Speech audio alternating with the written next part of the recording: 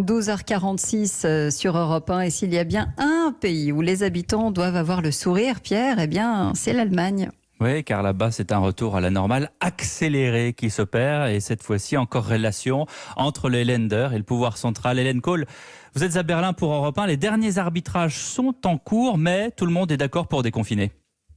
Oui, on attend une prise de parole d'Angela Merkel en début d'après-midi et on aura le feu vert définitif de Berlin pour ce grand redémarrage général qui sera donc orchestré par les régions. Alors il y a quand même quelques restrictions qui vont rester, le port du masque dans les magasins et les transports et les gestes barrières, notamment la distance d'au moins 1,50 m entre les gens et puis aussi l'interdiction de tous les grands rassemblements de plus de 5000 personnes, vraisemblablement encore jusqu'à la fin de l'été. Sinon, si on reste dans ce cadre-là, en théorie, tout peut reprendre, tout peut rouvrir, les musées, les cinémas, les plages, les écoles, les restaurants, avec une TVA qui sera abaissée à 7% pendant un an.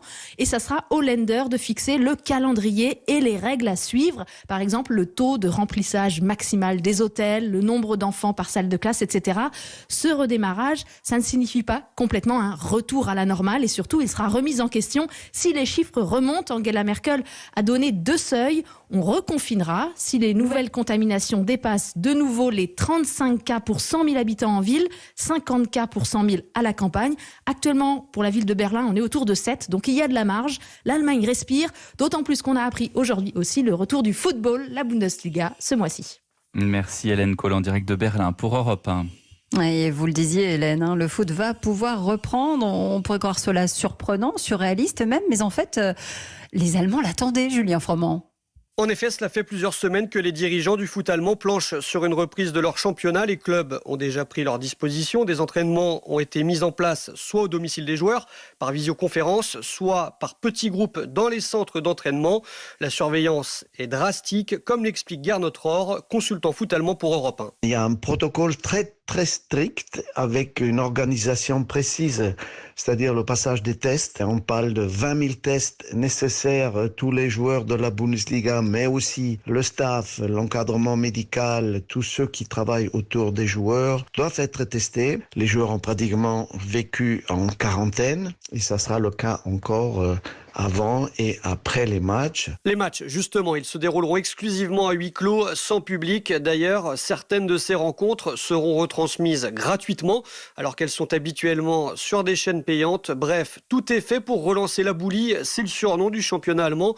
Un doute subsiste toutefois sur la date de reprise, soit le 15 ou le 21 mai. La Bundesliga restera, quoi qu'il arrive, le premier grand championnat à reprendre en Europe, alors que la France a arrêté officiellement le sien il y a une semaine. Merci Julien Froment. Et bonjour Hans Stark. Oui, bonjour monsieur. Vous êtes conseiller pour les relations franco-allemandes à l'IFRI, vous êtes professeur de civilisation allemande à la Sorbonne. En ce grand jour pour l'Allemagne, est-ce que vous avez le sourire ou est-ce que vous faites partie de ceux qui restent un peu sceptiques ? Je suis évidemment sceptique, ne serait-ce que parce que je vis en France.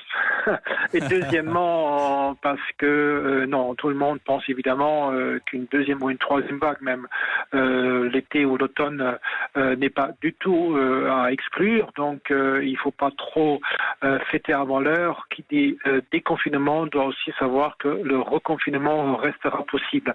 Et d'ailleurs, les responsables politiques l'ont souligné. Il est hors de question maintenant de revenir à la situation normale, entre guillemets, d'avant le mois de mars 2020, et des mesures ponctuelles de reconfinement local, si dans certaines régions le taux de reproduction du virus augmente au-delà du chiffre 1 en tout cas, donc des mesures de reconfinement sont tout à fait possibles. Donc ça veut dire que l'Allemagne sera, entre guillemets, sous surveillance, à la fois pour ce qui concerne la reproduction du virus, mais aussi le comportement de ses citoyens, parce que on ne veut pas de rassemblement au-delà d'un certain nombre de personnes. Il faut bien voir si dans un contexte festif, estival, jouissif, si tout le monde va respecter cette consigne, oui ou non, et si surtout la bataille contre le virus recommence de plus belle. Mais comment ça s'est fait alors ? Parce que vous êtes sceptique, vous dites qu'une grande majorité de vos concitoyens le sont également. On se souvient qu'Angela Merkel était extrêmement frileuse sur la question. Donc c'est quoi ? Elle a perdu le bras de fer avec les Länder qui finalement ont décidé pour elle ? Alors d'abord, c'est pas un bras de fer parce que les affaires de santé et de sécurité intérieure aussi sont l'affaire des Länder en Allemagne constitutionnellement. Donc il n'était absolument pas question que Angela Merkel puisse agir comme le fait le président de la République en France. Elle n'en a pas les moyens dans ces dossiers-là. Donc là au contraire, il y a eu pendant des mois, des mois depuis le mois de mars, une espèce de stratégie conjointe entre Berlin et les ministres-présidents des 16 Länder pour gérer au mieux cette crise, mais elle n'avait absolument pas les coups des franches pour décider seule. Encore moins maintenant où il y a un déconfinement qui s'esquisse parce qu'on apprend avec cette crise, comme nous tous. C'est-à-dire la crise nous apprend à la connaître et il y a encore beaucoup de surprises. Et on a surtout constaté que les Länder sont très inégalement touchés par cette crise du coronavirus. Le taux d'infection est notamment très bas en Allemagne de l'Est et c'est là que les premières mesures de déconfinement ont été prises, notamment dans le Land de Sachsen-Anhalt. Il faut rappeler d'abord que le taux la densité est très faible en Allemagne de l'Est déjà. C'est 15% de la population totale en Allemagne. Et sur les 15%, ils sont très peu concernés parce que le taux de l'infection en Allemagne de l'Est, proportionnellement, c'est entre 5 et 6% de la population. Donc c'est très en dessous. Que oui. cette situation avec cette crise du coronavirus et cette gestion, justement, ça peut politiquement durablement changer les choses en Allemagne? Oui, alors durablement on n'en sait rien, mais en tout cas pour le moment oui, parce que les partis au pouvoir ont fait une gestion, le management de cette crise qui a été approuvé par les Allemands. La CDU d'Angela Merkel a pris 10 points dans les sondages. Le parti d'extrême droite de l'AfD, bon, il s'est pas effondré, mais ils ont perdu pratiquement un quart de leur électorat, ce qui est plutôt une très bonne chose. Et le gouvernement actuel, qui était en dessous de 50% dans les sondages, retrouve aujourd'hui une majorité pour pouvoir gouverner le pays. Donc de ce point de vue-là, c'est une chose positive, c'est-à-dire que les Allemands, en temps de crise, ne se tournent pas vers les voies populistes, mais plutôt vers les partis dits traditionnels qui ont l'habitude de gérer les crises politiques et économiques, comme ce fut le cas dans le passé. Ça, c'est une très bonne chose. Madame Merkel, aujourd'hui, Angela Merkel n'est pas le lame duck, comme on a pu le penser à un moment donné durant sa dernière année au pouvoir. Elle gère avec beaucoup d'autorité, même si elle doit faire évidemment des concessions et des compromis avec les Länder, mais elle a géré à la satisfaction générale cette crise sanitaire et elle se trouve tout à fait en haut dans les sondages. Donc tout ça, c'est quand même des points importants. Reste à savoir comment on va gérer le contexte à l'échelle européenne, ça c'est une autre partie. Et notamment le contexte économique. On apprend à l'instant que le marché automobile en Allemagne s'effondre de 61% en avril, 97% de moins sur la production des voitures au mois d'avril par rapport à avril de l'année dernière. On sait combien l'industrie automobile allemande est importante dans le monde.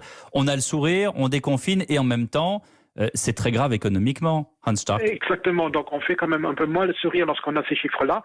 L'économie allemande recule de 7%. C'est le plus important plongeon jamais fait par l'économie allemande depuis la fin de la Seconde Guerre mondiale. On a eu un plongeon important, donc une récession à la suite de la crise immobilière américaine en 2008, la crise des subprimes, mais l'économie allemande avait rebondi très rapidement en 2009 dans un contexte de mondialisation qui était resté plus ou moins intact.